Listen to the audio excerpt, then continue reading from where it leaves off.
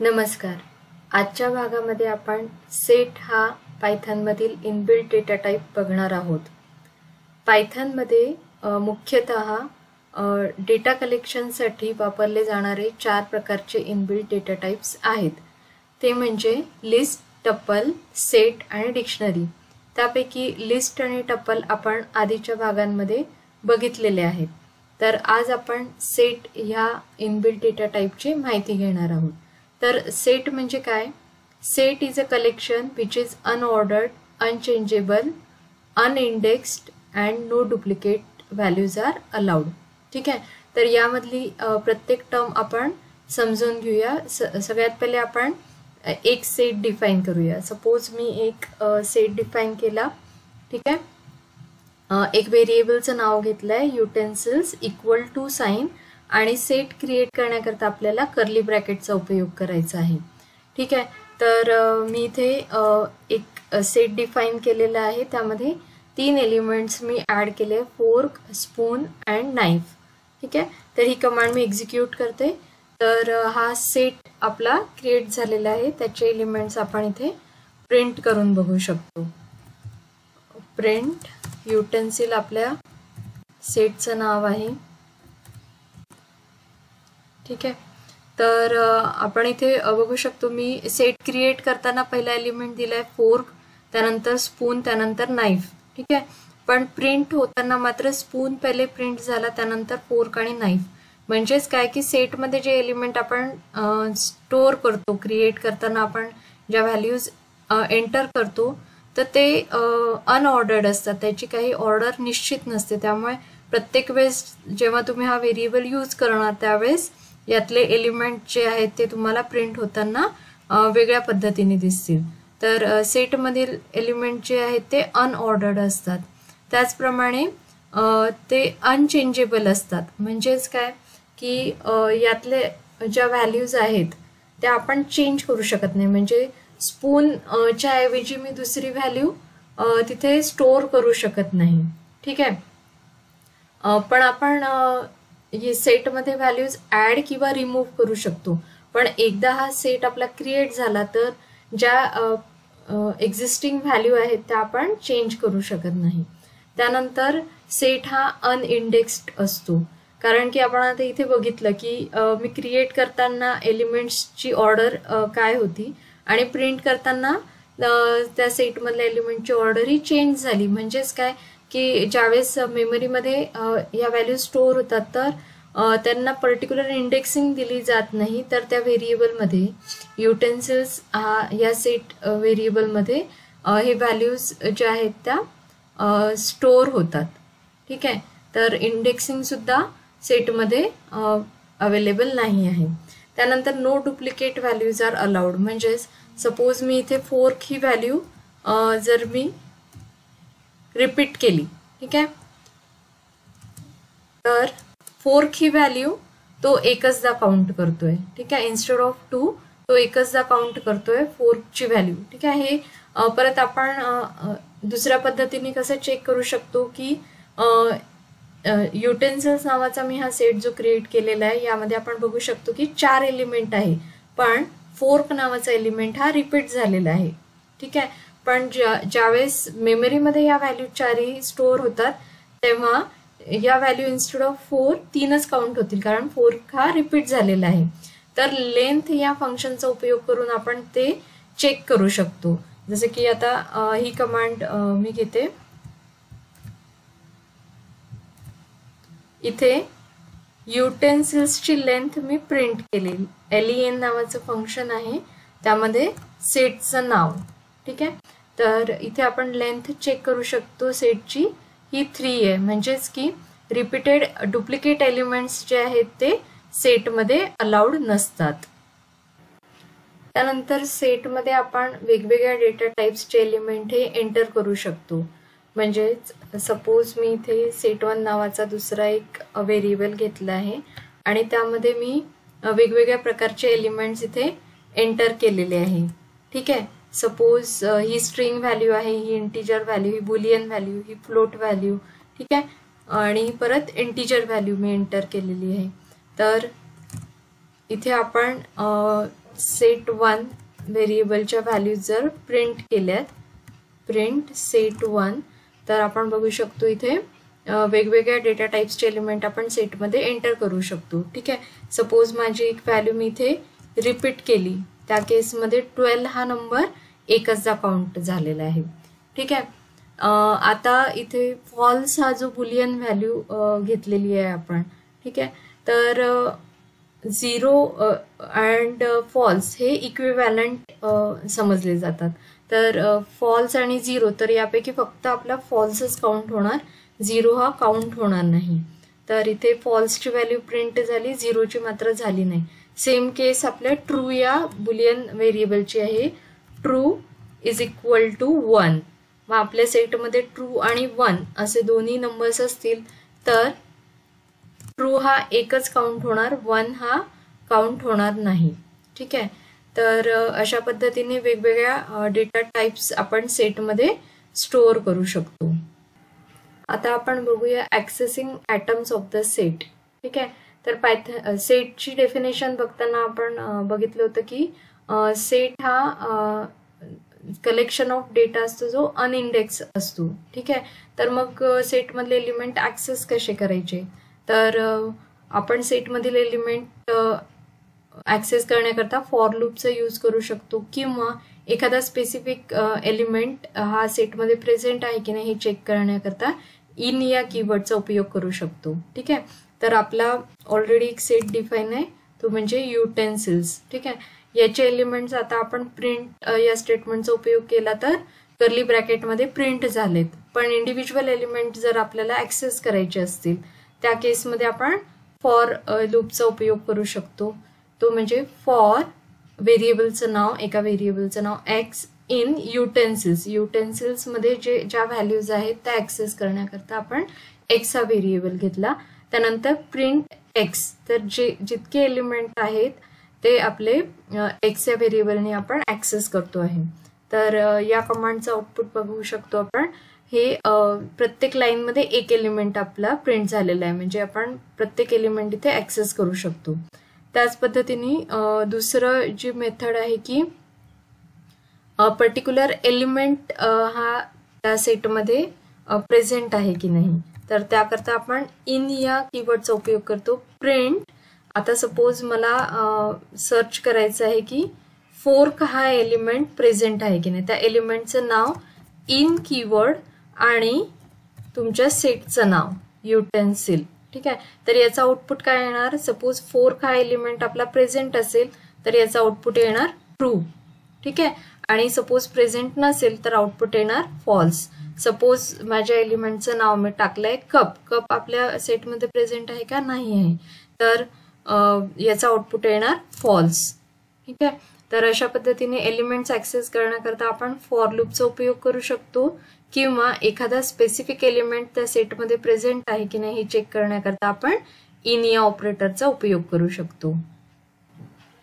आता आपण बघूया adding atoms to the set. ठीक आहे. तर आपण बघितलं की सेटचे एलिमेंट हे अनचेंजेबल असतात, पण आपण नवीन एलिमेंट सेटमध्ये ऍड करू शकतो. तर ते ऍड करण्याकरता आपल्याला आधी सेटचं नाव द्यायचंय युटेन्सिल, त्यानंतर डॉट ऑपरेटर. डॉट ऑपरेटर दिल्यानंतर आपण टॅब की जर प्रेस केली तर इथे आपल्याला या युटेन्सिल्स सेट व्हेरिएबल सोबत आपण कुठले कुठले मेथड्स किंवा फंक्शन वापरू शकतो याची लिस्ट येते. ठीक आहे. त्यापैकी आपण ऍड ही मेथड वापरणार आहोत, तर ती सिलेक्ट करून आपण सपोज इथे एंटर प्रेस केलं. ठीक आहे. तर ऍड आणि नवीन एलिमेंट सपोज मला हवा आहे जार. ठीक आहे. तर युटेन्सिल्स मध्ये जार हा एलिमेंट आपला ऍड झालेला आहे. आपण युटेन्सिल्सची व्हॅल्यू इथे प्रिंट करून बघूया. ठीक आहे. तर जार हा एलिमेंट आपला यामध्ये ऍड झालेला आहे. ठीक आहे. आता सपोज एक एक्झिस्टिंग सेट आहे युटेन्सिल्स, आणि त्या सेटमध्ये आपल्याला दुसऱ्या सेटमधले एलिमेंट आपल्याला ऍड करायचे. सपोज दुसरा सेट आपला आहे डिशेस नावाचा, तर यातले जे एलिमेंट आहेत ते आपल्याला युटेन्सिल्स मध्ये ऍड करायचे आहेत किंवा अपडेट करायचे आहेत या व्हॅल्यू. तर त्याकरता कमांड आहे अपडेट. ठीक आहे. युटेन्सिल एक्झिस्टिंग सेटचं नाव डॉट ऑपरेटर आणि इथे कमांडचं नाव आपण बघू शकतो अपडेट. तर ही कमांड मी इथे सिलेक्ट केलेली आणि अपडेट काय करायचं आहे मला, डिशेस या नवीन सेटमधल्या एलिमेंट्स मला या एक्झिस्टिंग सेटमध्ये अपडेट करायचे. सगळ्यात पहिले हा नवीन सेट आपण एक्झिक्यूट केला. ठीक आहे. आता डिशेस नावाच्या व्हेरिएबलमध्ये सेटमधले जे एलिमेंट आहेत ते मी युटेन्सिल्समध्ये अपडेट करते. परत मी युटेन्सिल्सचे एलिमेंट प्रिंट करून बघते. तर एक्झिस्टिंग जे एलिमेंट होते ते प्लस नवीन एलिमेंट, जसं आपण बघू शकतो बाउल इथे ऍड झालेला आहे, प्लेट इथे ऍड झालेली आहे आणि कप. तर ऑर्डर ही चेंज झालेली आहे. दोन्ही याचे एलिमेंट जे आहेत ते आपले अपडेट झालेले आहेत. जे ऑलरेडी 4 होते आणि 3 परत ऍड झालेत. तर अशा पद्धतीने एक्झिस्टिंग सेटमध्ये दुसऱ्या सेटचे एलिमेंट आपण अपडेट या मेथडचा उपयोग करून चेंज करू शकतो. तर फक्त सेटच नाही तर आपण कुठलाही दुसऱ्या इटरेबल जो डेटा टाईप आहे जसं की लिस्ट वगैरे याचे एलिमेंट सुद्धा आपण एक्झिस्टिंग सेटमध्ये अपडेट करू शकतो. समजा मी इथे एक लिस्ट डिफाईन केली, माय लिस्ट, आणि यामध्ये मी सपोज इंटिजर एलिमेंट टाकलेत. ठीक आहे. तर हे 2 एलिमेंट मी एक्झिस्टिंग सेटमध्ये अपडेट करू शकते. तर एक्झिस्टिंग सेटचं नाव युटेन्सिल हे आपल्या एक्झिस्टिंग सेटचं नाव आहे, डॉट ऑपरेटर, त्यानंतर अपडेट ही कमांड. ठीक आहे. आणि इथे माय लिस्ट. ठीक आहे. तर आता मी युटेन्सिल्सचे एलिमेंट्स जर प्रिंट केलेत. ठीक आहे.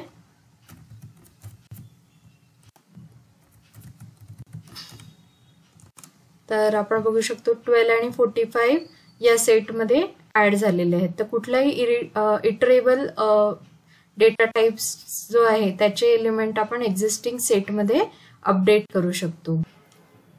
आता आपण बघूया removing atoms of the set. ठीक आहे.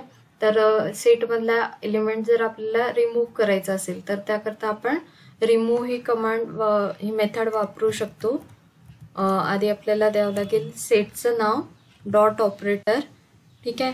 त्यानंतर कमांड आहे रिमूव्ह. ठीक आहे. रिमूव्ह आणि त्यामध्ये आपल्याला जो एलिमेंट आपल्याला रिमूव्ह करायचा आहे सेटमधला तो एलिमेंट. ठीक आहे. आता आपण रिमूव्ह झाला की नाही एकदा चेक करूया. फोर्क हा आपला इथे दिसतोय आणि आफ्टर युजिंग रिमूव्ह कमांड तो इथनं डिलीट झालेला आहे. ठीक आहे. तर सपोज मी ABC टाकलं. ठीक आहे. तर ABC हा कीवर्ड इथे नसल्यामुळे त्यांनी एरर हा रेज केलेला आहे. ठीक आहे. तर याला दुसरी कमांड म्हणजे डिस्कार्ड ही कमांड आहे. ठीक आहे. तर युटेन्सिल डॉट इथे डिस्कार्ड. ठीक आहे. तर डिस्कार्ड यामध्ये मी सपोज जार हा एलिमेंट घेतला. ठीक आहे.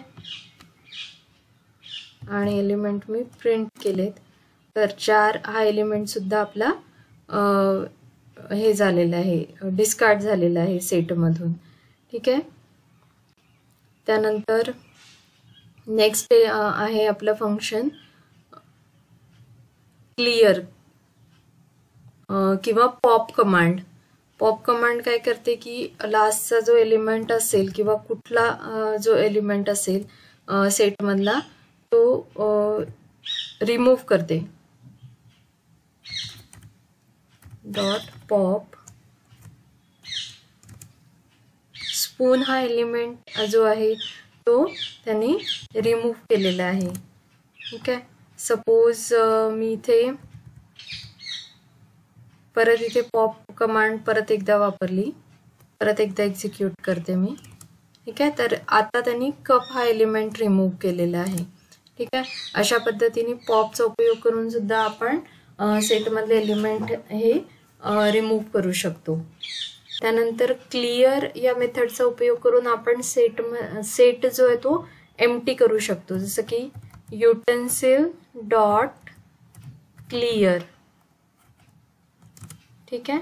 आता आपण समजा मी इथे याचे एलिमेंट प्रिंट केलेत, तर एम्प्टी सेट आपल्याला इथे दिसतो. युटेन्सिल मध्ये सध्या एकही एलिमेंट प्रेझेंट नाही आहे.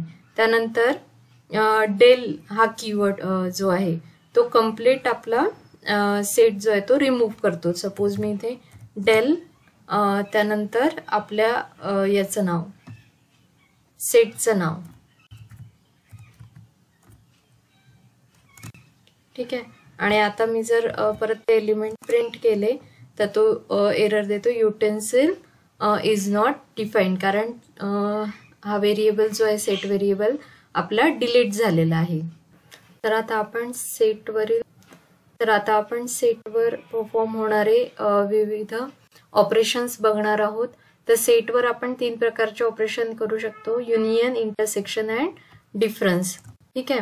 तर आपल्याकडे सपोज 2 सेट आहेत, युटेन्सिल आणि एक नवीन सेट आपण ऍड केलाय, दॅट इज डिशेस. ठीक आहे. तर आता युनियन काय करतं, union and update method join all the items from both sets. तर अपडेट चा उपयोग आपण बघितला, अपडेट मेथड कशी काम करते. सेम प्रकारे युनियन मेथड सुद्धा आपली काम करते.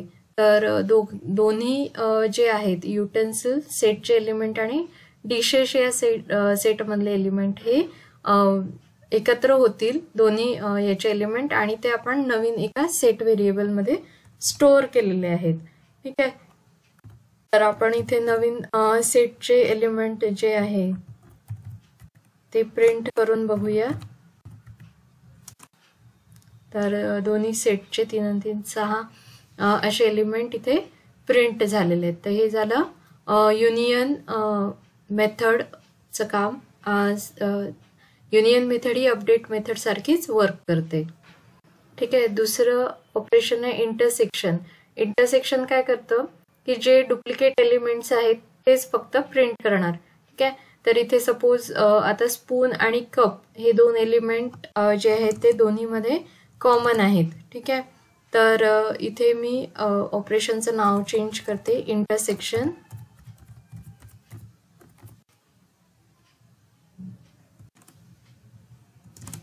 ठीक आहे.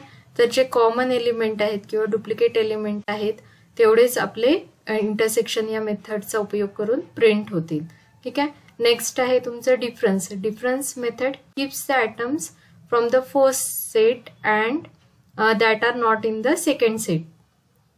ठीक आहे. दुसऱ्या सेटमध्ये नसलेले जे एलिमेंट्स आहेत, जसे की फोर्क आणि नाईफ, हे एलिमेंट दुसऱ्या याच्यात नाही आहेत, तर फर्स्ट सेट मधले तेवढेच एलिमेंट तो प्रिंट करणार. आता इथे इंटरसेक्शनच्या ऐवजी मी इथे डिफरन्स या फंक्शनचं नाव देते. ठीक आहे. तर इथे मी एक्झिक्यूट केलं. ठीक आहे. तर फोर्क आणि नाईफ हे जे फर्स्ट सेट मधले एलिमेंट्स आहेत, जे दुसऱ्या सेटमध्ये नाही आहेत, तेवढेच फक्त प्रिंट झालेले आहेत. तर अशा प्रकारे हे 3 ऑपरेशन आपण 2 सेटवर परफॉर्म करू शकतो. युनियन आणि अपडेट यांचं काम सेम आहे. दोन्ही सेट मधले एलिमेंट्स ते एकत्र करण्याकरता, जॉईन करण्याकरता आपण दोन्ही मेथडचा उपयोग करू शकतो. इंटरसेक्शन मध्ये कॉमन एलिमेंट्स हे प्रिंट होतील आणि डिफरन्स मध्ये पहिल्या सेट मध्ये मधले असे एलिमेंट जे दुसऱ्या सेट मध्ये नाही आहेत, ठीक आहे, तेवढेच एलिमेंट आपण डिफरन्स या मेथडचा उपयोग करून प्रिंट करू शकतो. अशा प्रकारे आपण सेट बद्दल ची माहिती इथे थोडक्यात बघितली आहे. भेटूया पुढच्या भागात. नमस्कार.